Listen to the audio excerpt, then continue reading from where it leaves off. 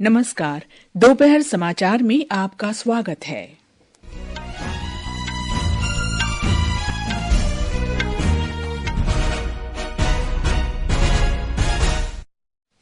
प्रधानमंत्री नरेंद्र मोदी ने 71,000 से अधिक नवनियुक्त कर्मियों को नियुक्ति पत्र वितरित किए। कहा, पिछले 1.5 साल में करीब 10 लाख सरकारी नौकरियां दी गईं। उत्तर प्रदेश के पीलीभीत में आज सुबह उत्तर प्रदेश और पंजाब पुलिस के संयुक्त अभियान में खालिस्तान समर्थक 3 आतंकवादी मारे गए। देश के विकास में किसानों के योगदान को मान्यता देने के लिए आज देश भर में किसान दिवस मनाया जा रहा है। अमेरिका के नवनिर्वाचित राष्ट्रपति डोनाल्ड ट्रंप ने भारतीय अमेरिकी श्रीराम कृष्णन को आर्टिफिशियल इंटेलिजेंस पर व्हाइट हाउस का वरिष्ठ नीति सलाहकार नियुक्त किया। और पश्चिमी विक्षोभ के कारण उत्तर भारत भीषण शीतलहर की चपेट में।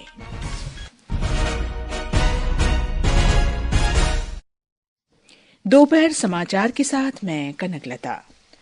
प्रधानमंत्री नरेंद्र मोदी ने कहा है कि पिछले 1.5 वर्ष में देश के लगभग 10 लाख युवाओं को सरकारी नौकरी उपलब्ध कराई गई है। उन्होंने आज वीडियो कॉन्फ्रेंस के माध्यम से 71,000 से अधिक नवनियुक्त कर्मियों को नियुक्ति पत्र वितरित किए। प्रधानमंत्री ने कहा कि ये रोजगार पूरी पारदर्शिता के साथ उपलब्ध कराए जा रहे हैं और नवनियुक्त कर्मी समर्पण तथा सत्यनिष्ठा के साथ राष्ट्र की सेवा कर रहे हैं। श्री मोदी ने कहा कि पिछले 10 वर्ष से देश के विभिन्न मंत्रालयों, विभागों और संस्थाओं में सरकारी नौकरी उपलब्ध कराने का अभियान चलाया जा रहा है।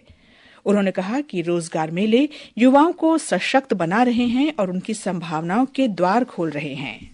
भारत के युवाओं के सामर्थ्य और प्रतिभा का भरपूर उपयोग हमारी सरकार की सबसे बड़ी प्राथमिकता है। रोजगार मेलों के जरिए हम लगातार इस दिशा में काम कर रहे हैं। पिछले 10 वर्षों से सरकार के विभिन्न मंत्रालयों, विभागों और संस्थाओं में सरकारी नौकरी देने का अभियान चल रहा है। श्री मोदी ने कहा कि सरकार के नीतियों और निर्णयों के कारण ग्रामीण भारत में रोजगार और स्वरोजगार के नए अवसर निर्मित किए जा रहे हैं। प्रधानमंत्री ने कहा कि सरकार ने मातृभाषाओं में शिक्षा और परीक्षा की अनुमति देकर तथा 13 भाषाओं में भर्ती परीक्षा की सुविधा उपलब्ध कराने के जरिए ग्रामीण युवाओं और सीमांत समुदायों की भाषाई बाधाएं भी हटाई हैं। उन्होंने कहा कि भारत वर्ष 2047 तक विकसित राष्ट्र बनने के लिए प्रतिबद्ध है, क्योंकि देश की नीतियां और निर्णय अपने प्रतिभावान युवाओं को सशक्त बनाने पर केंद्रित है।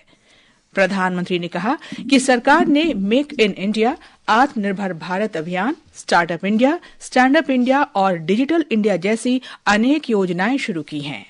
आज जब एक युवा अपना स्टार्टअप शुरू करने का फैसला करता है तो उसे एक पूरा इकोसिस्टम अपने साथ सहयोग के लिए मिलता है। आज स्पोर्ट्स में ट्रेनिंग से लेकर टूर्नामेंट तक हर कदम पर युवाओं के लिए आधुनिक व्यवस्थाएं बन रही हैं। आज कितने ही सेक्टर्स में हम कंप्लीट ट्रांसफॉर्मेशन देख रहे हैं। प्रधानमंत्री ने कहा कि सरकार ने प्रत्येक नागरिक को बीमा सुरक्षा उपलब्ध कराने के लिए बीमा शक्ति योजना शुरू की है और ग्रामीण क्षेत्रों में रोजगार के असंख्य अवसर उपलब्ध कराए हैं। उन्होंने कहा कि ड्रोन दीदी, लखपति दीदी और बैंक सखी योजना जैसे प्रयासों से भी कृषि और ग्रामीण क्षेत्रों में रोजगार उपलब्ध हो रहे हैं। इस अवसर पर कार्मिक और प्रशिक्षण विभाग के राज्य मंत्री डॉक्टर जितेंद्र सिंह ने कहा कि 71,000 में से लगभग 50,000 नियुक्तियां अर्धसैनिक बलों में की गई हैं। उन्होंने कहा कि कुल नियुक्तियों में से लगभग 21,000 नियुक्ति पत्र अन्य पिछड़ा वर्ग के लोगों को वितरित किए गए हैं।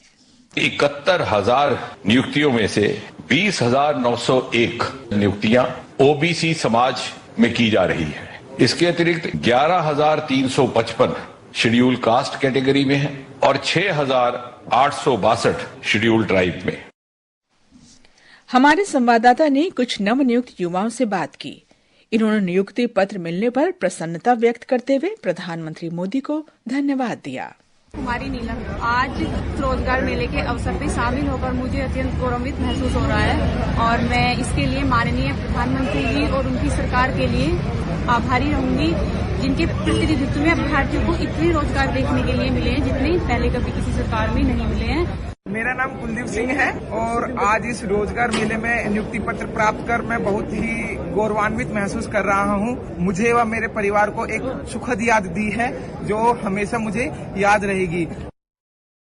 केंद्रीय मंत्री राजीव रंजन सिंह उर्फ लल्लन सिंह ने आज कहा कि विभिन्न स्थानों पर आयोजित रोजगार मेले से एनडीए शासन में केंद्र सरकार की 10 लाख सरकारी नौकरी उपलब्ध कराने की प्रधानमंत्री नरेंद्र मोदी की प्रतिबद्धता का पता चलता है। श्री सिंह पटना के ऊर्जा ऑडिटोरियम में रोजगार मेले में नए भर्ती कर्मियों को संबोधित कर रहे थे। केंद्रीय सामाजिक न्याय तथा अधिकारिता मंत्री डॉक्टर वीरेंद्र कुमार ने मध्य कश्मीर के बडगाम जिले में सीमा सुरक्षा बल मुख्यालय में आयोजित राष्ट्रीय रोजगार मेले को संबोधित करते हुए नवनियुक्त युवाओं से समर्पण के साथ राष्ट्र की सेवा करने का आग्रह किया।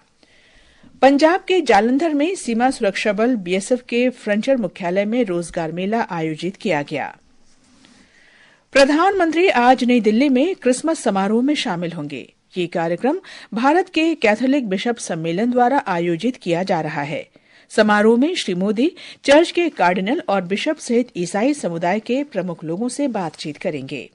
ये समाचार हमारी वेबसाइट www.newsonair.gov.in और हमारे न्यूज ऑन एआईआर ऐप पर भी उपलब्ध हैं। दोपहर समाचार में आपका फिर स्वागत है। उत्तर प्रदेश पुलिस और पंजाब पुलिस के साथ मुठभेड़ में आज पीलीभीत जिले में 3 खालिस्तानी आतंकी मारे गए। माना जा रहा है कि ये आतंकी 19 दिसंबर को पंजाब के गुरदासपुर जिले में पुलिस चौकी पर ग्रेनेड हमले में शामिल थे। पुलिस ने बताया कि क्षेत्र में खालिस्तानी आतंकियों की संदिग्ध गतिविधियों की सूचना मिली थी।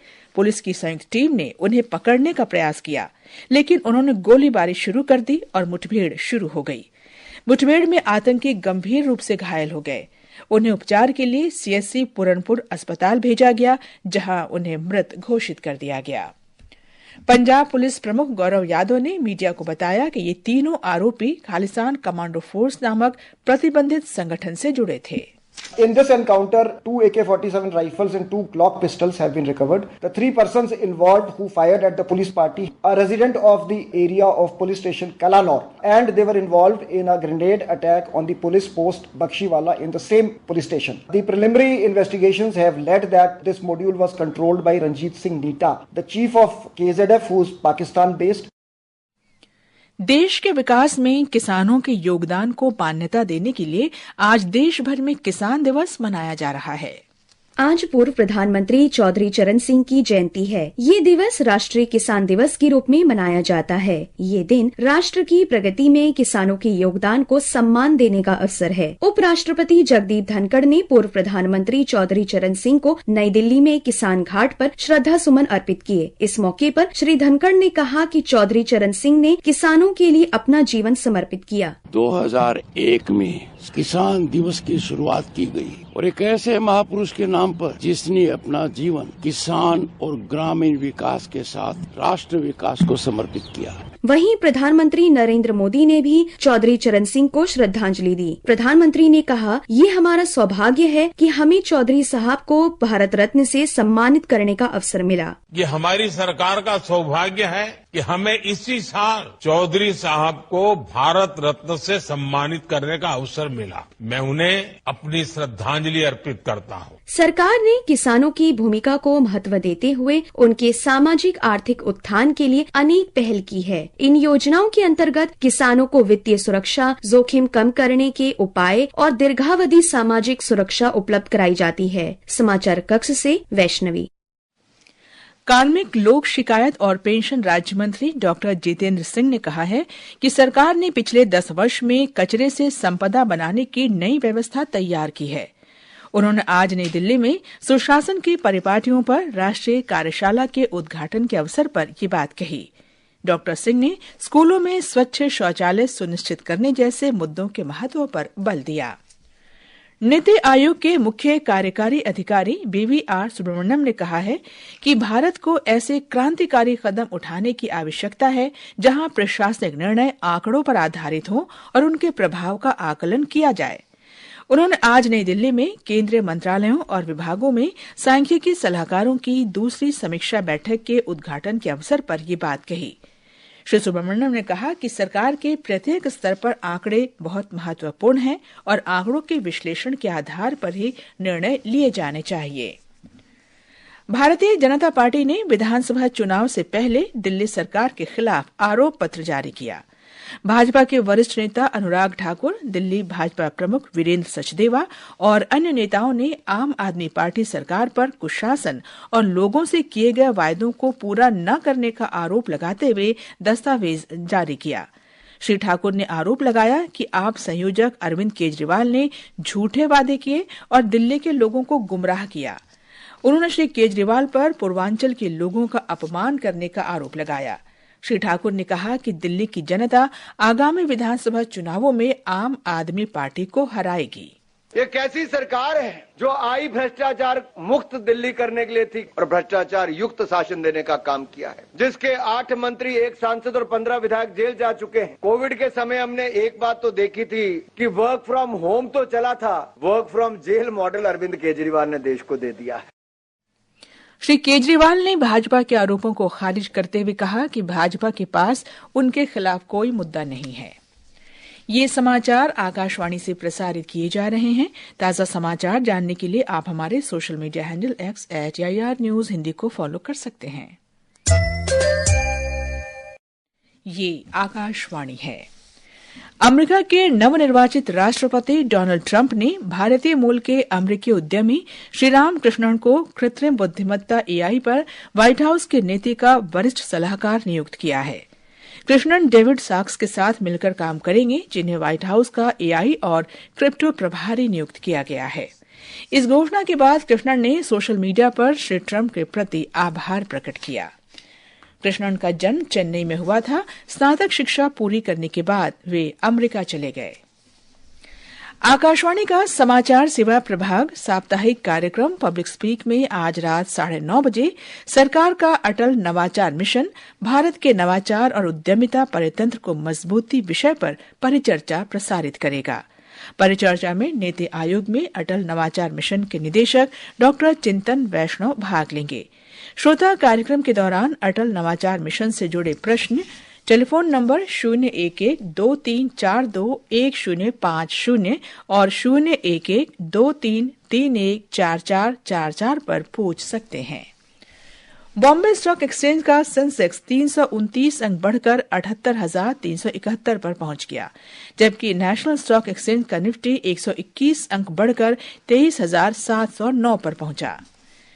देश के विभिन्न भागों में शीतलहर जारी है। पश्चिमी विक्षोभ के कारण उत्तर भारत भीषण शीतलहर की चपेट में है।